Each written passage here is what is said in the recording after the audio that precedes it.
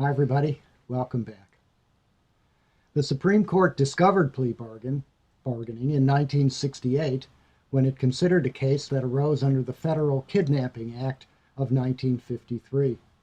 The Kidnapping Act, passed by the Congress, first defined kidnapping, at least under the terms of the act, as seizing somebody against their will, transporting them across state lines, and then liberating them, as the statute put it, unharmed, or harmed, as the case may be.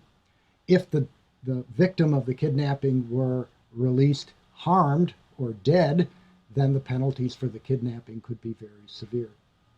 The kidnapping statute, as the Congress passed it, provided that kidnappers, and now I quote, shall be punished by death if the jury shall so recommend, or by imprisonment if the death penalty is not imposed. So, as the act was structured, at least the penalty portion of the act, if you elected to have a trial and therefore a jury, you could be sentenced to death if you were convicted and the jury decided that death was the appropriate penalty. But since only the jury could inflict the death penalty, if you pleaded guilty, there would be no jury, and thus there was no possibility that you could be sentenced to death. And so it looked as though the Kidnapping Act, all by itself, without any plea bargaining or anything, put a price on the right to trial. That is, if you were charged under the Federal Kidnapping Act and there was a possibility that you could be sentenced to death at trial, you could avoid that sentence of death, the possibility of it, simply by refusing to go to trial, waiving your right, and pleading guilty instead. You might be sentenced to a very long term of prison, but you could not be sentenced to death. This law was challenged in 1968 by a defendant named Charles Jackson, who went by the colorful nickname of Batman. Batman and his accomplices kidnapped somebody, a man named Grant, in Bridgeport, Connecticut.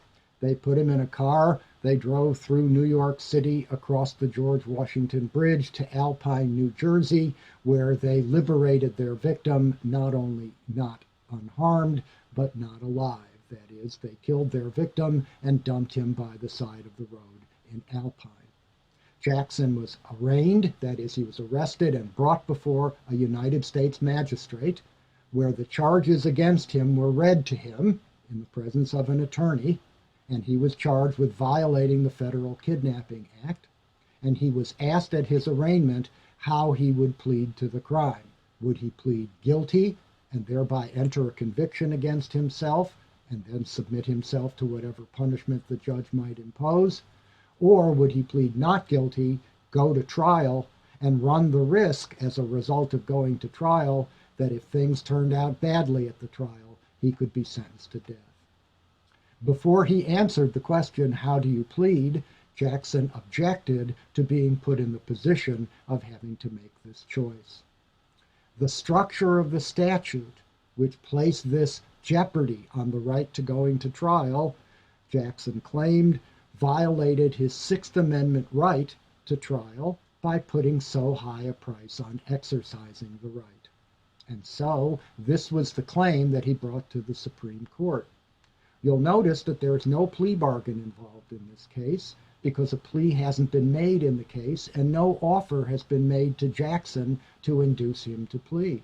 It's too early for that. He's simply being asked to come to a court and be told by the judge exactly what it is that he's being charged with, and then asked if he wants the proceeding to keep going. At some later time, he might be asked for a plea bargain. But now he stopped the procedure at this point and made the claim in the federal courts, as it turns out all the way to the Supreme Court, that he should not be forced into this pleading choice at all by the structure of the statute. And, interestingly, the court agrees with him. The government had argued in trying to defend this structure of penalties in the Federal Kidnapping Act that the intention of Congress in putting this statute together in the way that it did was not to deter defendants like Jackson from going to trial, but rather to reduce the number of death sentences that would actually be imposed. The Congress, according to the government's argument in United States versus Jackson, the Congress believed that, and I think they're probably right about this, that in two cases with identical facts, or the same case before two different sentencing authorities, juries are less likely to impose the death penalty than judges are. And there's a good reason for this. Sentencing is what judges do for a living, and they get to be hardened at it. Sentencing is an emotional event the first time it comes before you. It's an emotional event perhaps every time it comes before you. But if you've been doing it for years, you become a little hardened to the suffering that your sentences are going to impose upon people, and it becomes perhaps a little easier to sentence someone to death. But a jury typically meets only once as a jury, and typically the members of the jury only once in their lives face a life and death sentencing decision like this one. And they, the Congress believed, are much less likely to inflict the death penalty than would a judge. Therefore, the jury, they thought, would seek out only the most heinous kidnappings and single those defendants out for death, where a judge, or judge sentencing exclusively, might lead to more death penalties. The court, the Supreme Court, did not suggest that the government's aim was illegitimate, or that this was not something that the government had a right to try to do. Moreover, the court agreed that the problem with the law was not that it necessarily coerced guilty pleas. Nobody was forced to a guilty plea, and nobody had to plead guilty. There was nothing done to them, either in the statute or by the prosecutors, that the court was willing to say rose to the level of coercing them to plead guilty. But, said the court, if the government's aim was to mitigate the severity of the death penalty by committing the decision to a jury alone, then they could have convened a jury for every conviction under the kidnapping statute, or they could have given judges the authority to impose the death penalty, and then in principle the two options with respect to the death penalty, trial and plea, would in fact be the same. Since, the court said, it was relatively easy for Congress to have structured the death penalty statute to achieve its aim without burdening the right to trial, when it did burden the right to trial, it did so unnecessarily, and that's what made the price that the Congress put on the right to trial unconstitutional. End of story. The court's decided the case. It's decided that the statute must be altered, and it hasn't considered plea bargains at all. This is not a plea bargaining case. But in the midst of making the argument that I've just described, the court, speaking through Justice Potter Stewart, said the following: the inevitable effect of the statute, the kidnapping statute, is to deter the exercise of the right to trial. Indeed, I don't think anybody disagreed with that. But, said the court, if the statute had no other purpose or effect than to chill the exercise of this constitutional right by penalizing those who choose to exercise it, then it would be patently unconstitutional. That is, Justice Stewart seems to be saying, if a government policy is put in place whose specific objective is to put a price on the exercise of constitutional rights, and to make that exercise of constitutional rights costly to people, then that would be patently unconstitutional, and it would have to fall. But, and I suspect Justice Stewart and the rest of the justices didn't catch this point, but that's what plea bargaining does. The point of the sentence discount at the heart of a plea bargain is to induce defendants to plead guilty, and you could put it either way, either by offering them a lenient sentence if they plead guilty, or alternatively by threatening them with higher sentences if they go to trial. You can't induce people to plead guilty unless you take the people who don't plead guilty and sentence them more harshly, so that their example induces their successor defendants to waive their right to trial, not put themselves in danger of that high penalty, and submit a guilty plea. The whole point of the plea bargaining system is to put a price on trial and therefore to deter defendants from exercising the right to trial, and the language in United States versus Jackson seems to imply quite clearly that any government plan, any policy that has the purpose or effect solely to chill the exercise of constitutional rights by making it costly to do so would be unconstitutional. The legal community was quick to pick up on this implication of United States versus Jackson, and almost instantly the law reviews were filled with commentaries suggesting that Jackson had sounded the death knell for the American system of criminal justice, because the system had in fact come to depend so heavily on plea bargaining. If plea bargaining were to be declared unconstitutional, the system would very likely collapse. The reason that plea bargaining was so prevalent was that the people generally were not willing to devote the resources necessary to criminal justice to fulfill the promise of a full criminal trial to all defendants. That's why plea bargains became prevalent, because they were a cheap way to resolve cases. But if the Supreme Court were to declare plea bargaining unconstitutional, then, at least in the first instance, every defendant would have to be given a criminal trial, or his case would have to be dismissed, and the resources available to the criminal justice system were simply far from sufficient to grant even a fraction of criminal defendants a full criminal trial. The Supreme Court saw immediately the implications of what it had done, and it tried to fix the problem as quickly as it could. Now it was drawn, against its will, I think, into looking at the system of plea bargaining that it had implicated in United States versus Jackson, and deciding what to do about the plea bargaining system in light of the language that the court had used in United States versus Jackson. The court, I believe, understood that it could not declare plea bargaining unconstitutional. It could not throw the entire system of American criminal justice into chaos all at one stroke by calling plea bargaining unconstitutional in a situation where perhaps it had never even intended to call the institution of plea bargaining into question in the first place.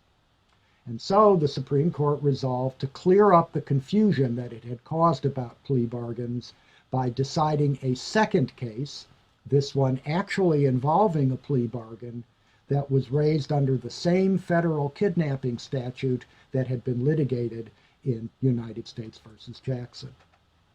This second case concerned a kidnapper named James Brady, who, with his accomplice, were accused in 1959 of violating the Federal Kidnapping Act by transporting their kidnapped victim across state lines and also depositing their victim harmed. I suspect in this case, given the severity of the penalties, that this victim was also liberated dead.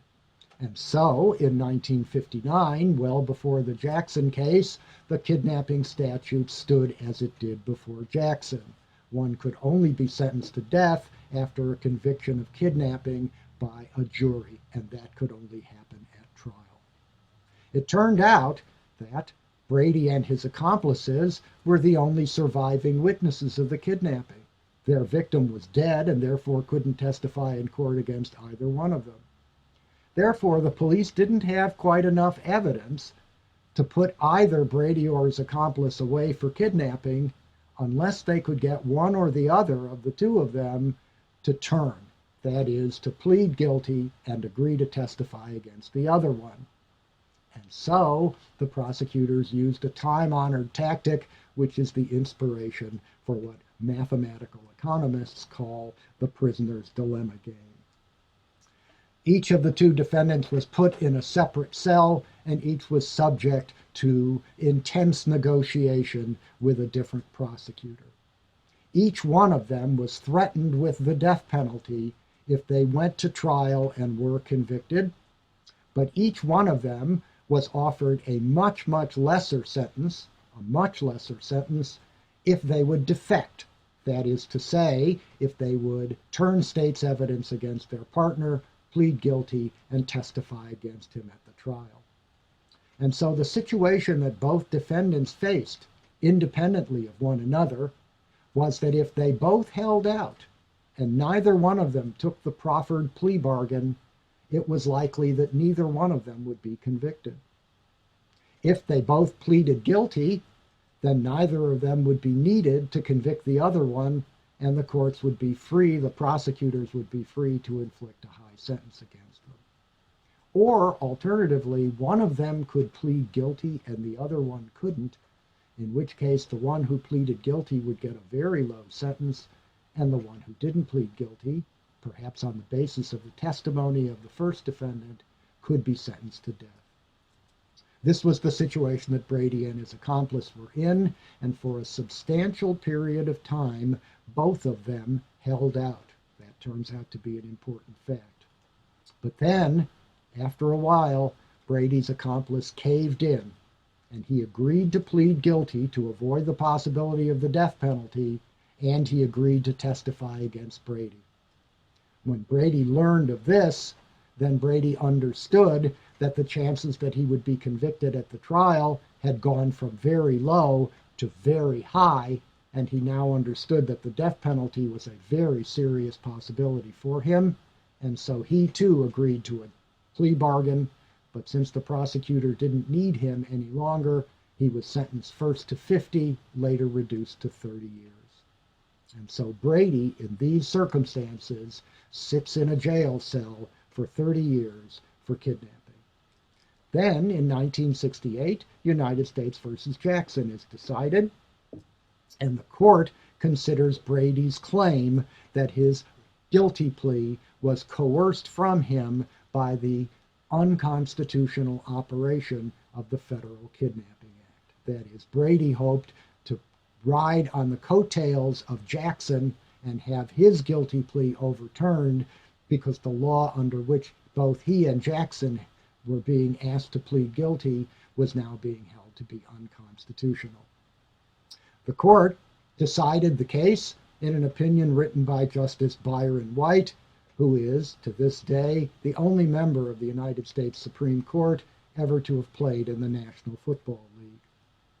White could have decided Brady's case without discussing the legitimacy of plea bargaining at all, simply by concluding from Brady's own behavior that he was not in fact terrorized by the statute to plead guilty.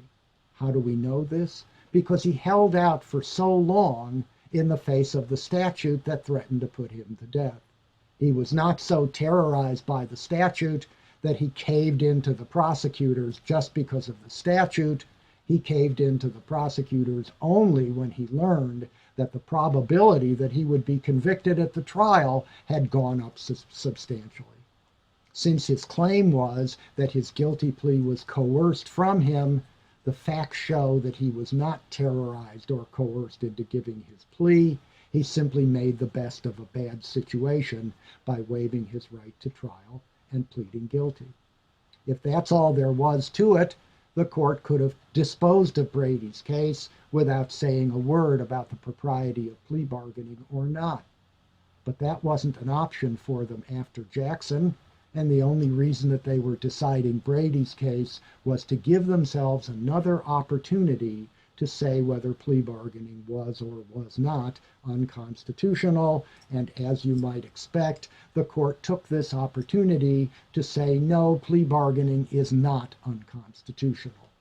Moreover, they went on, it's not just an ugly necessity, it's mutually beneficial, because in a bargain, here as in all other exchange contexts, people do not voluntarily agree to bargains unless they believe that the bargain will put them in a better situation than they were before. After declaring that plea bargains were in fact constitutional because of the mutuality of advantage that they provided to prosecutor and defense, the court went on to outline a series of rules to govern plea bargaining transactions. That is, a series of rules to guide prosecutors and tell them what they can do and what they cannot do in their negotiations to persuade defendants to plead guilty. So let's have a look at the rules that the Supreme Court set out to govern plea bargains in Brady versus United States.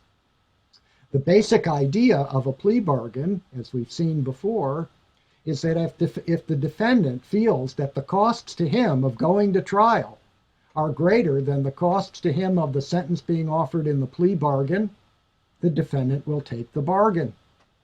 Alternatively, if the defendant believes that the cost to him of going to trial is less than the cost to him of the sentence that the prosecutor is offering in the plea bargain, then the defendant will will not take the bargain and will go to trial.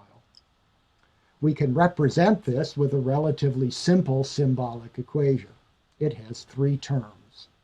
The first term on the left-hand side of the inequality equation, C of SPB, represents the cost to the defendant of a bargain sentence equal to PB, whatever that sentence is. Recall that the sentence is delineated in years, but costs are delineated in utility. As I suggested in discussing criminal liability prices, a year in prison may be worth something different to one defendant than it is worth to another defendant. Different people put different values to them on serving a year in jail, and so the cost that each will bear from serving a year in jail can be expected to differ. So on the left-hand side of the equation, I've put the cost that the defendant will bear if he goes to jail for SPB years. That is, if he accepts a plea bargain where the sentence is SPB. On the other side of the equation is the trial prospect. At the trial, the defendant could be sentenced to a higher sentence, ST. We'll assume ST is bigger than SPB. And the defendant will experience a cost, a disutility, as a result of serving the sentence CST, and we can assume that that cost is going to be bigger than the cost of the plea bargain sentence if the trial sentence is bigger than the plea bargain sentence. That makes sense. Longer sentences impose higher costs on the people who serve them. But it's not certain that the defendant is going to have to pay the cost that is associated with the trial sentence if he goes to trial. That's determined by the probability that he'll be convicted. So if there's a 50% chance that he'll be convicted, then the relevant comparison is between 50% times the cost of the trial sentence on the one side and the cost of the plea bargain sentence on the other. If the cost to the defendant of the plea bargain sentence is smaller than the expected cost of going to trial, the defendant will take the bargain.